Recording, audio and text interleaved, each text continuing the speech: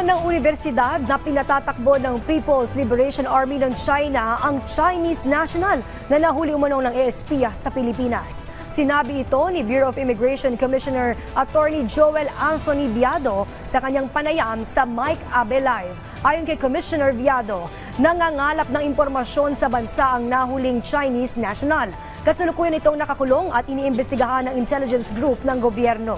Nakapasok umano ang Chinese spy sa bansa bilang isang turista na kalaunan ay nakakuha na rin ng permanent residency. Natuklasan din na nakabuo na ito ng pamilya sa Pilipinas. Bukod sa Chinese national, una nang sinabi ng pamahalaan na may kasabwat umanong 2 Pilipino ang naturang espiya. Ang nadiskubre po namin ay naka-embed po siya dito sa Pilipinas.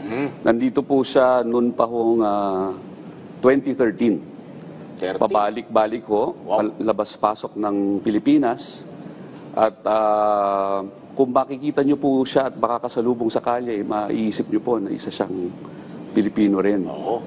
Nakapag-asawa na nga po dito at nagkaroon na rin po ng anak. Ang kanya hong ginagawa ay nagkakalap ng impormasyon sa mga tinatawag na infrastructure ho na critical dito sa Pilipinas.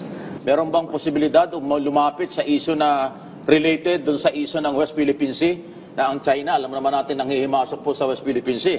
Baka ito ay kahabahagi nga ng espiya nila. Alam mo na, meron bang anggulong ganoon o lumalapit doon sa posibleng resulta ng ganoong klase? Sa punto po ngayon, hindi po natin masabi po yan, pero hindi po maiwasan na ikabit sa ganyang issue.